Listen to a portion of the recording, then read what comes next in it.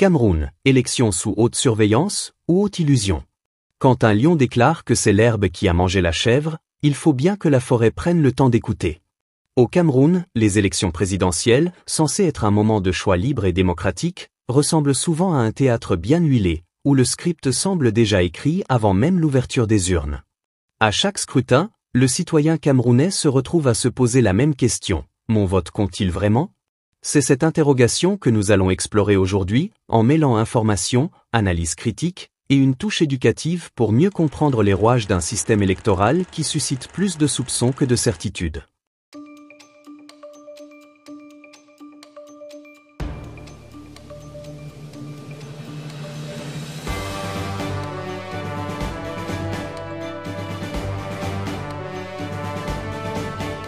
Le scrutin présidentiel de 2018 n'a pas échappé à la tradition.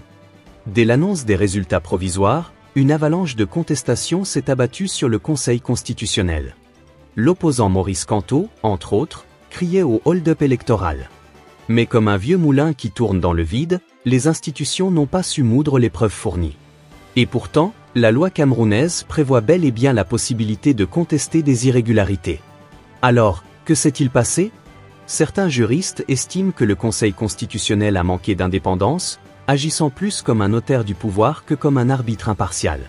Cela soulève une question essentielle. À quoi sert la surveillance électorale si ceux qui doivent en tirer les conséquences ferment les yeux ? Vous êtes sûr, c'est-il. Les observateurs nationaux et internationaux étaient pourtant là.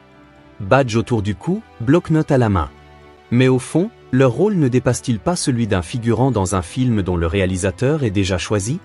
Ils signalent les irrégularités, mais rarement celles-ci changent la tournure des événements. Alors, est-ce une façade démocratique ou une véritable sentinelle citoyenne ?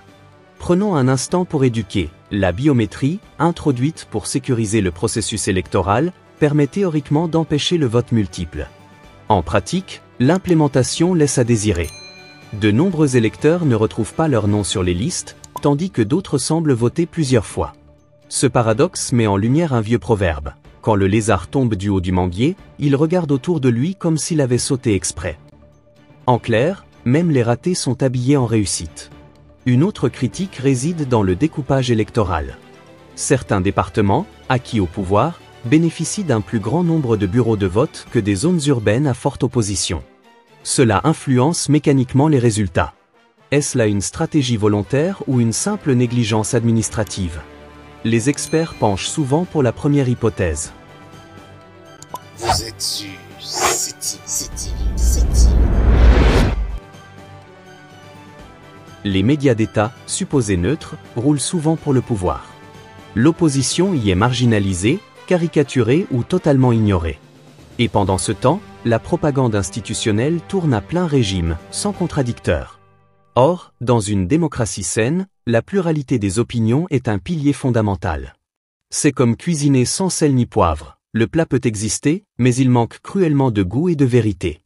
Sur le plan éducatif, il est important de comprendre que la démocratie ne se limite pas au jour du vote. Elle commence bien avant, dans l'éducation civique, dans la transparence des campagnes, dans l'indépendance des organes de régulation, et surtout dans la capacité du peuple à faire respecter son choix. Au Cameroun, ces fondements semblent fragiles. Le citoyen, souvent mal informé, se retrouve à voter sans conviction, ou pire, à ne pas voter du tout. Vous êtes sûr, c'est-il. Vous êtes sûr, c'est-il. La peur aussi joue un rôle. Certains électeurs témoignent d'intimidation, de présence policière excessive, ou de menaces à peine voilées dans certaines zones dites sensibles. Ce climat délétère étouffe l'expression populaire et renforce le scepticisme. Mais alors, y a-t-il une issue ? Oui, mais elle passe par une réforme profonde. L'indépendance des LECAM, le renforcement du rôle du Conseil constitutionnel, la liberté de la presse, l'éducation des électeurs, et surtout l'implication des jeunes sont des leviers cruciaux. Sans cela, les scrutins continueront de se suivre et de se ressembler, dans un cycle où la victoire semble toujours prédéfinie. Vous êtes sûr, c'est-il. Vous êtes sûr, c'est-il. Un autre aspect éducatif souvent oublié, la participation citoyenne. Beaucoup pensent que voter suffit. Mais il faut aussi surveiller, dénoncer, s'organiser en groupe d'observation et exiger des comptes. Les sociétés civiles ailleurs en Afrique l'ont fait. Pourquoi pas nous? En conclusion, si le vote est un droit, le défendre est un devoir. Et comme le dit le proverbe, le coq peut chanter 100 fois, si le soleil ne veut pas se lever, il ne se lèvera pas. Mais ici à CTV, nous croyons que le peuple camerounais peut forcer l'aube à apparaître.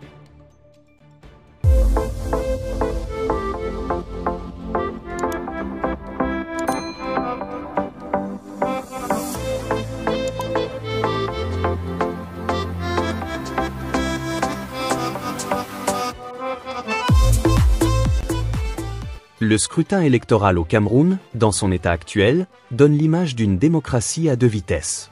Officiellement encadré par des textes et des institutions, il reste miné par des pratiques qui vident ces mêmes textes de leur substance. Ce reportage vous invite à réfléchir, à vous informer et surtout à vous impliquer.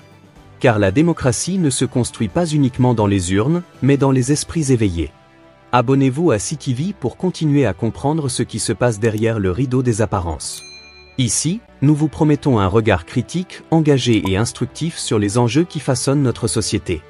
Et souvenez-vous, si tu veux cacher un éléphant, ne le mets pas dans un sac en plastique. Merci d'avoir suivi ce reportage. Rendez-vous au prochain épisode.